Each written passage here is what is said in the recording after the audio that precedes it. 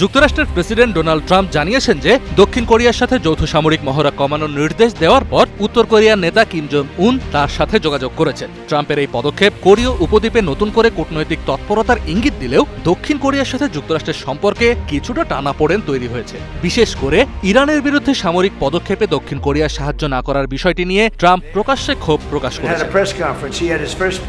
গত 17 আগস্ট 2026 তারিখে হোয়াইট হাউসের ওভাল অফিসে সাংবাদিকদের সাথে আলাপকালে ডোনাল্ড ট্রাম্প এই দাবি করেন। এর একদিন আগে তিনি পেন্টাগনের প্রতিরক্ষা মন্ত্রী পিট হেগসেথকে দক্ষিণ কোরিয়ার সাথে চলমান উলচি ফ্রিডম শিল্ড নামের যৌথ সামরিক মহড়ার পরিধি উল্লেখযোগ্যভাবে কমানোর নির্দেশ দিয়েছিলেন। ট্রাম্পের মতে এই মহড়াগুলো অত্যন্ত ব্যয়বহুল এবং উত্তর কোরিয়ার প্রতি এক ধরনের উস্কানিমূলক ও বৈরী বার্তা দেয়। ট্রাম্প সাংবাদিকদের জানান যে কিম জং উন তার এই পদক্ষেপের পর সাড়া দিয়েছেন এবং তাদের মধ্যে আলোচনা খুবই ইতিবাচক পর্যায়ে রয়েছে।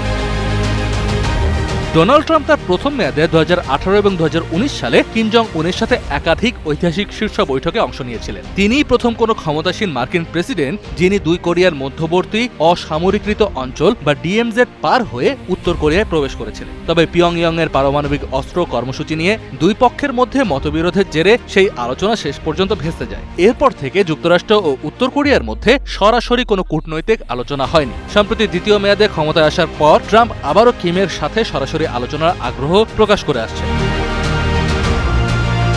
ট্রাম্পের এই ঘোষণার সময় দক্ষিণ কোরিয়ার প্রেসিডেন্ট লি জে-মিয়ং ওয়াশিংটনে অবস্থান করছিলেন। ট্রাম্প অভিযোগ করেছেন যে ইরানে একটি সহজ সামরিক অভিযানে যুক্তরাষ্ট্রকে সাহায্য করতে দক্ষিণ কোরিয়া অস্বীকৃতি জানিয়েছে। তিনি দক্ষিণ কোরিয়ার উদ্দেশ্যে বলেন, কিম জং উনের হাত থেকে বাঁচাতে যুক্তরাষ্ট্র যেখানে 39,000 সেনা পাঠালো সেখানে ইরান যুদ্ধে থেকে সাহায্য না করাটা ভালোভাবে নেয়নি ট্রাম্প।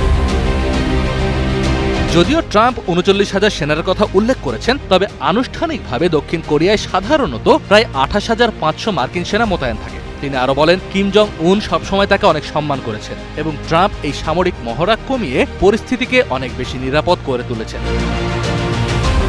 ট্রাম্পের এই সিদ্ধান্ত এবং কিম জং উনের সাথে পুনরায় সুসম্পর্ক স্থাপনের চেষ্টা বৈশ্বিক ভূ রাজনীতিতে বড় ধরনের প্রভাব ফেলতে পারে, বিশেষ করে যখন উত্তর কোরিয়া রাশিয়ার সাথে নিজেদের সামরিক সম্পর্ক আরও জোরদার করেছে। ইউক্রেনে রাশিয়ার আগ্রাসনে উত্তর কোরিয়ার সেনারা অংশ নিয়েছে এবং গত সপ্তাহে ইউক্রেনের জাপোরিজিয়া অঞ্চলের একটি ইস্পাত কারখানায় রাশিয়ার নিক্ষেপ করা ব্যালিস্টিক ক্ষেপণাস্ত্রটি উত্তর কোরিয়া তৈরি ছিল বলে কিয়েভ দাবি করেছে। এরকম একটি বৈশ্বিক উত্তেজনার মধ্যে ট্রাম্পের এই একক কূটনৈতিক উদ্যোগ পশ্চিমা মিত্রদের জন্য চিন্তার কারণ হতে পারে।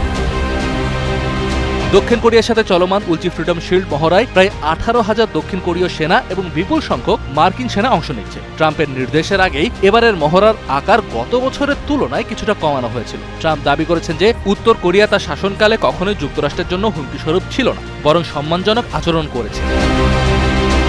ডোনাল্ড ট্রাম্পের এই সর্বশেষ পদক্ষেপ কোরীয় উপদ্বীপে শান্তি প্রতিষ্ঠার একটি নতুন সুযোগ তৈরি করতে পারে। আবার একই সাথে দীর্ঘদিনের মিত্র দক্ষিণ কোরিয়ার সাথে যুক্তরাষ্ট্রের সম্পর্কের অবনতিও ঘটতে পারে। কিম জং উন যদি সত্যি আলোচনায় বসতে রাজি হন, তবে এটি বিশ্ব রাজনীতিতে নতুন এক অধ্যায়ের সূচনা করবে। তবে ট্রাম্পের একক কূটনৈতিক উদ্যোগগুলো শেষ পর্যন্ত কতটা সফল হবে এবং ইরান ও রাশিয়া ইস্যুতে এর কী প্রভাব পড়বে তা সময়ই বলে দেবে। কাজী নিশাদ, ডিবিসি নিউজ ডেস্ক।